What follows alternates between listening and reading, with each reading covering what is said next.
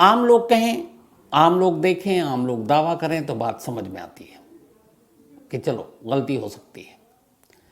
लेकिन जहाँ से कानून के रास्ते खुलते हैं, जहाँ से कानून को लेकर फैसले सुनाए जाते हैं, और जो जिस तरीके का कानून है जिसमें अंधविश्वास, अंधभक्ति, भूत प्रेत, जो इंसान के दायरे से बाहर की चीज़ है, वहाँ उस कानून की किताबों में उसके लिए जगह नहीं है। लेकिन ऐसी जगह पर बैठे अगर किसी जज की ज़ुबान से ये निकले कि जिस अदालत में बैठकर वो फैसले सुनाते हैं, उस अदालत का एक हिस्सा, एक कोना ऐसा है जहाँ भूत प्रेत है, जहाँ कुछ आत्माएं बिना शरीर के घूमती हैं, और जहाँ पायल की खनक की आवाज़ सुनाई देती है। कुछ लोगों पर हमला भी हो चुका है। तो फिर इसे आप क्या कहेंगे? ये देश का शायद इकलौता मामला है भूत प्रेत का जिसमें हाई कोर्ट जैसी बड़ी अदालत के एक जज ने बाकायदा कोर्ट के अंदर बैठकर इस बात को कबूल किया कि इस हाई कोर्ट के एक कमरे के पास, उसके इर्द गिर्द, एक सीढ़ी के करीब कुछ आत्माएं हैं जो भटकती हैं। बात कोलकाता हाई कोर्ट की है। कोलकाता हाई कोर्ट की अपना इसका एक इतिहास है। जब ब्रिटिश हुकूमत थी हमारे देश में, ईस्ट इंडिया कंपनी, आपको पता है, कोलकाता के ही जरिए पूरे भारत में दाखिल हुई थी, तब 26 जून 1862, 26 जून 1862 को इस देश में जो 3 हाई कोर्ट बने, उनमें से एक कोलकाता हाई कोर्ट था। 1862 का बना हुआ देश के 3 सबसे पुराने प्राचीन अदालतों में से एक है। कोलकाता हाई कोर्ट की 3 अलग अलग बेंच भी है, एक जलपाईगुड़ी में है और एक अंडमान निकोबार का जो सारा पोर्ट ब्लेयर का मामला जो देखा जाता है वो कोलकाता हाई कोर्ट के मातहत आता है। कोलकाता हाई कोर्ट की बिल्डिंग आलीशान है, मुझे 2-3 बार देखने का मौका मिला है, चूँकि हेरिटेज एक तरह का बहुत पुरानी बिल्डिंग है, अंग्रेज़ों के ज़माने का, और उसके जो पिलर हैं अगर आप कॉरिडोर में जाएंगे तो वो एक तरह से एक अजीब सा लुक देता है। पूरे दिन गहमा गहमी, भाग दौड़, लेकिन शाम के बाद इसी हाईकोर्ट का मंजर बदल जाता है। 2022 की बात है, नवंबर का महीना, एक जो घोस्ट और ये सारे भूत प्रेत, इनको ढूंढने का, पकड़ने का दावा करते हैं, ऐसे बहुत सारे जो पैरानॉर्मल एक्टिविटीज़ की जो संस्थाएं होती हैं, ऐसी एक संस्था ने 2022 में नवंबर में कोलकाता हाई कोर्ट के जो रजिस्ट्रार जनरल हैं उनके यहाँ एक अर्जी दी, एक एप्लीकेशन लगाई। तो भूत प्रेत ढूंढने वाली ये पैरानॉर्मल एक्टिविटीज़ के माहिर जो ये लोग हैं, साइंटिस्ट जिनको आप कहें, DOS नाम की ये संस्था, इसने कोलकाता हाई कोर्ट के जो रजिस्ट्रार जनरल है उनको एक अर्जी दी और कहा कि हमें अदालत इस बात की इजाज़त दे कि हमारी टीम एक रात कोलकाता हाई कोर्ट के रूम नंबर 11 यानी कमरा नंबर 11 में पूरी रात बिताए, और हम इस बात का पता लगाएंगे कि क्या इस रूम के अंदर और रूम के इर्द गिर्द कोई साया है, कोई भूत प्रेत है, या कोई ऐसी शक्ति है।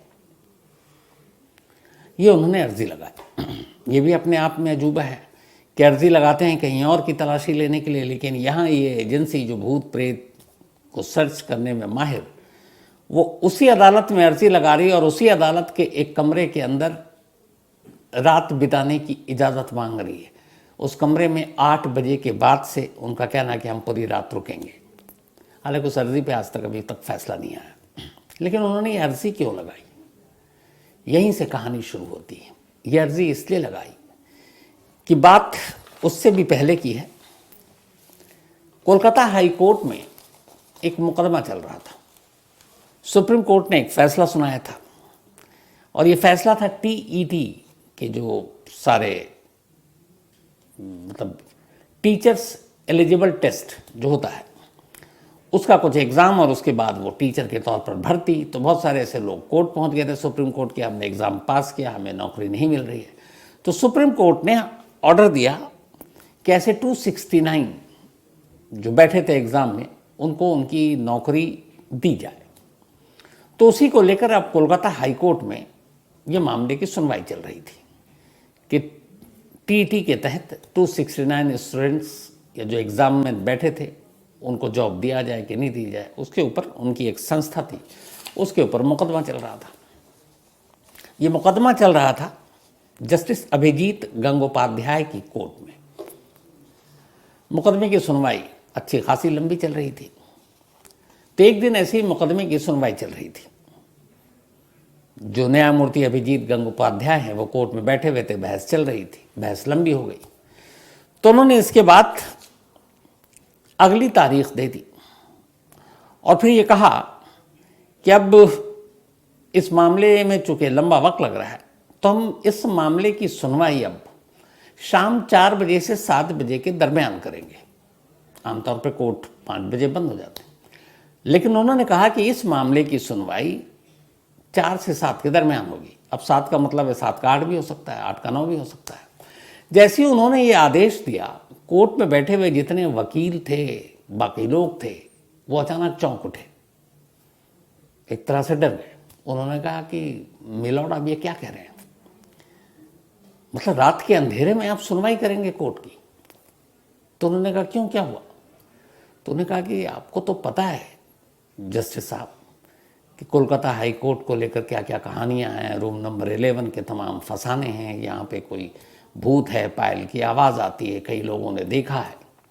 जैसे ही उन्होंने कहा, अब तक ये मामला तो सपाट था, अचानक उन्हें रोककर जस्टिस अभिजीत गंगोपाध्याय ने कहा क्यों, मैं भूल गया था, मुझे याद आया, और इसको लेके बहुत बरसों से ये कहानी चली आ रही है, हमारे पहले के लोगों ने भी ये कहानी सुनाई है और ये कहानी पूरी तरह से झूठी नहीं है, क्योंकि इस कोर्ट की जो रूम नंबर 11 है, उस रूम नंबर 11 के बाहर एक घुमावदार सीढ़ियाँ हैं, उस सीढ़ियों के इर्द गिर्द ऐसी हलचल, देखने वाले सुनने वाले की लंबी एक लिस्ट है चश्मदीदों की।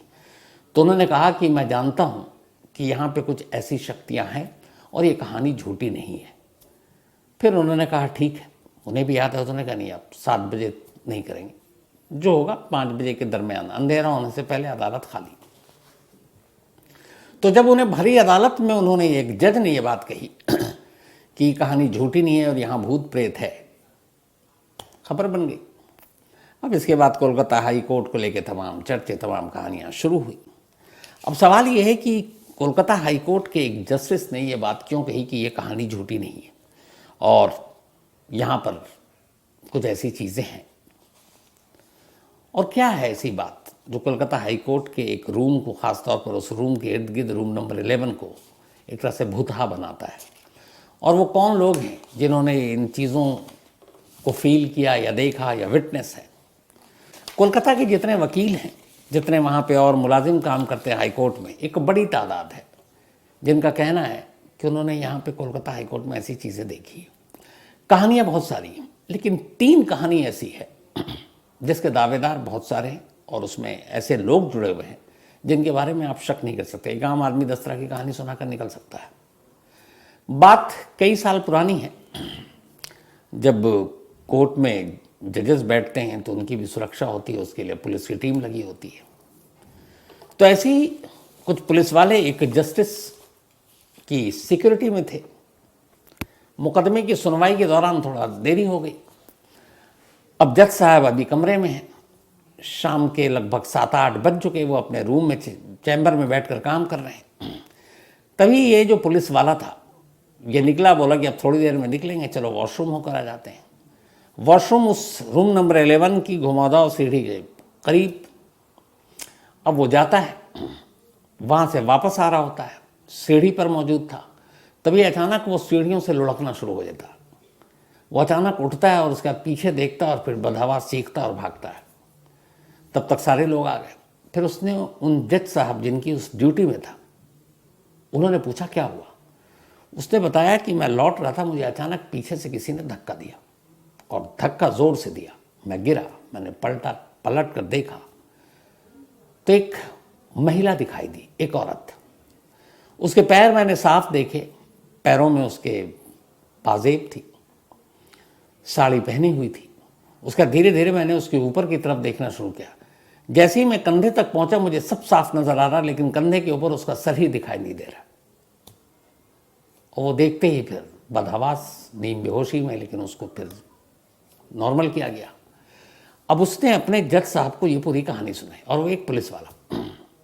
अब बात यहीं ख़त्म हो जाती कि कोई कन्फ्यूज़न है, लेकिन नहीं।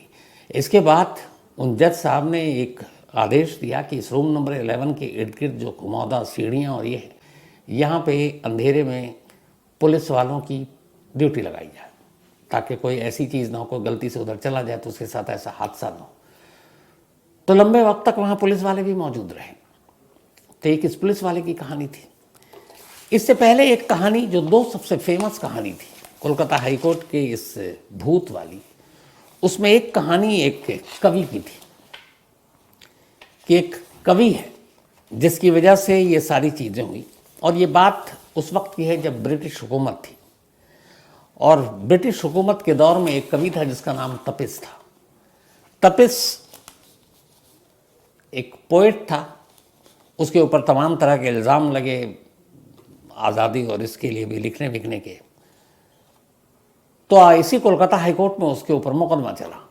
मुकदमा चलने के बाद अदालत ने उसे सजाए मौत दी, और सजाए मौत का फैसला देकर उसके बाद उसे जेल भेज दिया गया। जेल में उस वक्त जो अंग्रेज़ जेलर थे वो सब जल्लाद टाइप के थे। उन्होंने तपिस को खाना पानी कुछ नहीं दिया, और वो वहीं जेल में भटकता रहा, घूमता रहा, और फिर उसको सजाए मौत दे दी गई। जब उसको मौत दे दी गई तो उसके बाद ये हुआ कि इस कोर्ट के अंदर कोई साया है जो घूमता है, और वहाँ पे एक घुमावदार सीढ़ी के पास एक मटका रखा हुआ था पानी का।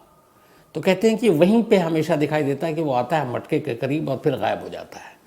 तो कहानी ये बनी कि ये जो तपिस, जिसे अंग्रेज़ों ने सजाए मौत दी, फिर सूली पे चढ़ा दिया, वो आखिरी वक्त तक प्यासा था और उसे बिल्कुल मतलब डिहाइड्रेशन का शिकार हो चुका था, एक तरह से मर ही गया था। तो उसकी आत्मा इतनी प्यासी है कि वो अक्सर यहाँ पर पानी पीने के लिए आती है, क्योंकि अगर उसे फांसी जेल में हुई तो फिर उसकी आत्मा का कोर्ट से क्या लेना देना था। लेकिन उस वक्त लोगों ने कहा कि चूंकि उसका पूरा मुकदमा इसी कोर्ट में चला, कोलकाता हाई कोर्ट में, और फिर उसे सजाए मौत का फैसला भी इसी कोर्ट ने दिया, इसीलिए उसकी आत्मा इस अदालत के चक्कर काटती है। लेकिन फिर ये हुआ कि वो आत्मा है यहाँ से यहाँ कैसे, लेकिन कई लोगों ने देखने का दावा किया। तो फिर उस तपिस की कहानी एक लंबे बरसों तक कोलकाता हाई कोर्ट में एक साय के तौर पर जुड़ी रही, और वो मामला चलता रहा। फिर कुछ वक्त बीता, अचानक अब एक भूत के चलने फिरने में भी एक नई तब्दीली आ गई, एक नया बदलाव। अब जो लोग थे चश्मदीद, उन्होंने ये महसूस करना शुरू किया कि शाम के 7 बजने के बाद अचानक इस रूम नंबर 11 के करीब एक बिना सर वाली महिला गुजरती है, और जब वो चलती है तो उसके पाजेब की छन छन की आवाज़ आती है। अब ये कई लोगों ने आवाज़ सुनी, वहाँ के स्टाफ ने, मुलाजिम ने, बाकी लोगों ने, और इवन पुलिस वालों से लेकर कुछ जजों ने भी। कई बार उन्होंने कहा कि नहीं ये झूठा हो सकता है, लेकिन फिर उन्होंने ये कहा कि हमने अपने कानों से आवाज़ सुनी है। अब रात को कोर्ट के अंदर पाजेब की आवाज़ कहाँ से आ रही है? ये सारी बातें चल रही थी, तभी दो चीज़ें हुई। 2 कोर्ट के मुलाजिम थे, एक का नाम था मनमोहन और एक उसका दोस्त था। तो एक रात क्या हुआ कि ये दोनों अपने काम में इतने बिजी थे कि उस दूसरे का नाम था वजहारी। तो मनमोहन और वजहारी ये दोनों कोर्ट में थे।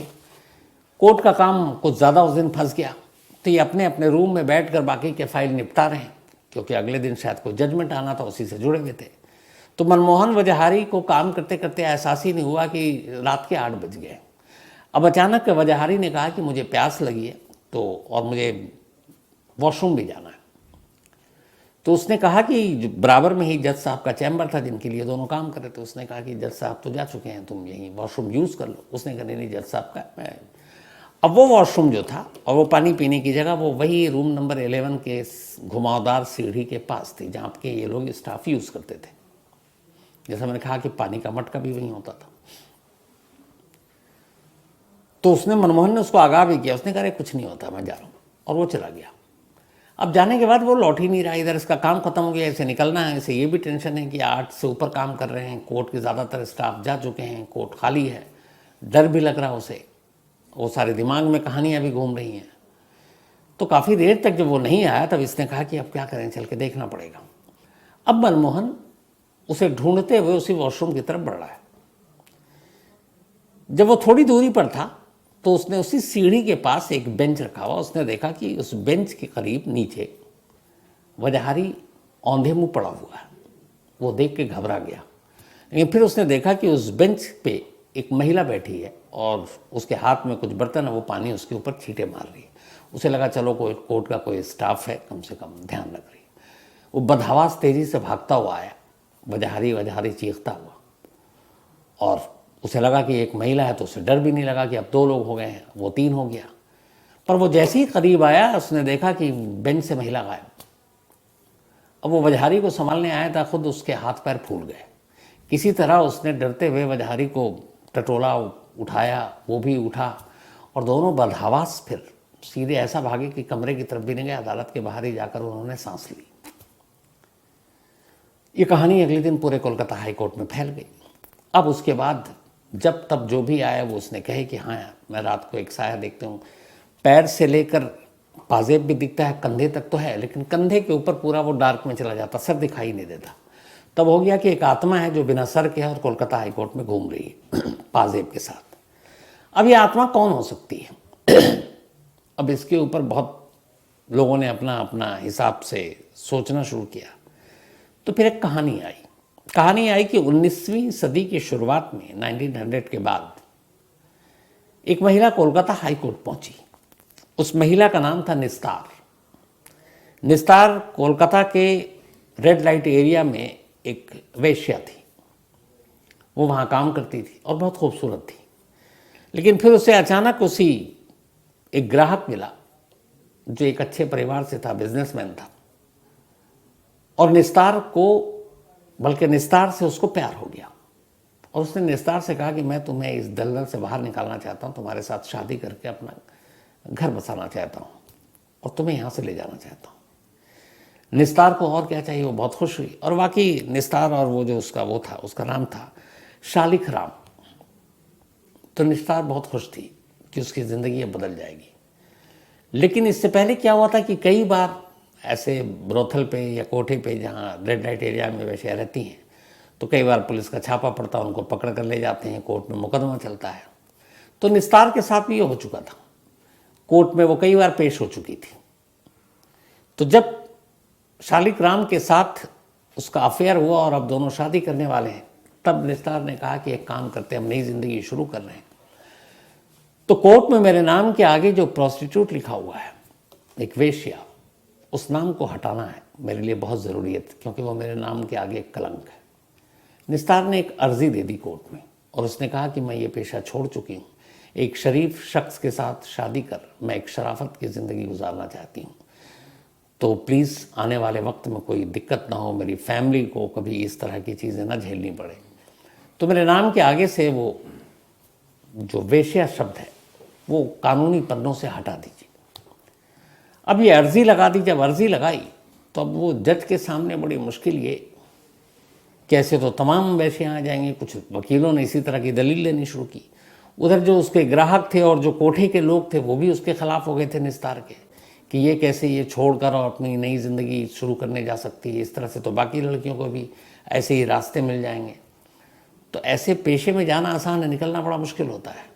तब उन तमाम लोगों ने मिलकर उसका रास्ता रोकने की कोशिश की और इस बात की पूरी कोशिश की कि निस्तार की अदालत से जो मांग है वो अधूरी रह जाए, उसके नाम के आगे से वेश्या शब्द कानूनी तौर पर ना हटे।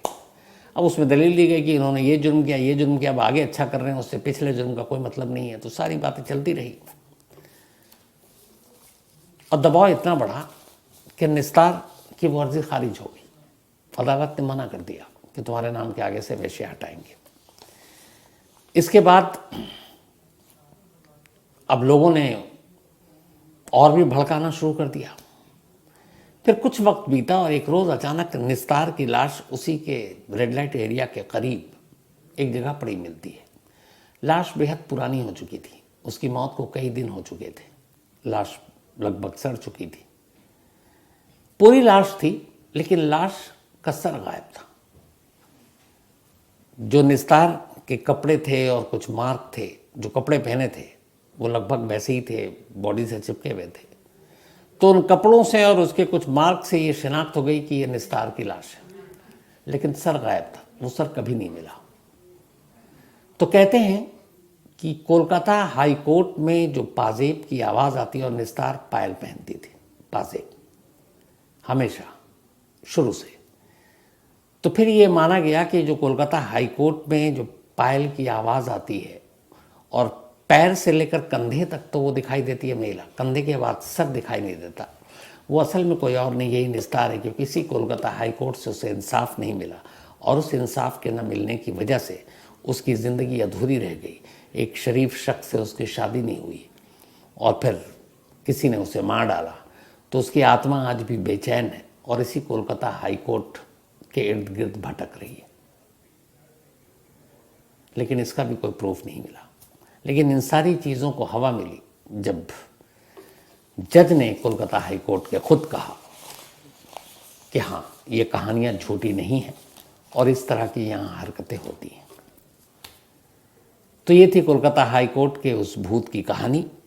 अब इस कहानी का सिरा कहाँ जाकर रुकेगा मालूम नहीं, लेकिन ये आज भी है कि रात को, आपको याद होगा ऐसे कई केसेस आए जिसमें सुप्रीम कोर्ट 2-2, 3-3 बजे तक खुला रहा। कोलकाता हाई कोर्ट में रात को अदालती कार्रवाई नहीं होती और उसकी वजह सारे स्टाफ भी भाग लेते हैं। यही जो वहाँ के भूत की मौजूदगी, उसको लेकर इतनी कहानियाँ हैं कि कोई भी अपनी जान जोखिम में डालकर रात के सन्नाटे में कोलकाता हाई कोर्ट के अंदर नहीं रहना चाहता। इस ऑर्गेनाइजेशन के अलावा जिसने ये मांग की थी कि हमें 8 बजे से पूरी रात वहाँ रहने दिया जाए ताकि हम उस भूत की असलियत को सामने ला सकें, लेकिन इजाज़त नहीं मिली। क्योंकि शायद अगर कोर्ट इजाज़त दे दे तो इसका मतलब है कि कोर्ट रिकॉर्ड पर ये मान रही है कि हाँ भाई भूत होता है और यहाँ भी भूत है। तो अजीब कश्मकश है कानून और इस अंधविश्वास के बीच, और इसीलिए इजाज़त मिली नहीं। तो ये थी आज की कहानी।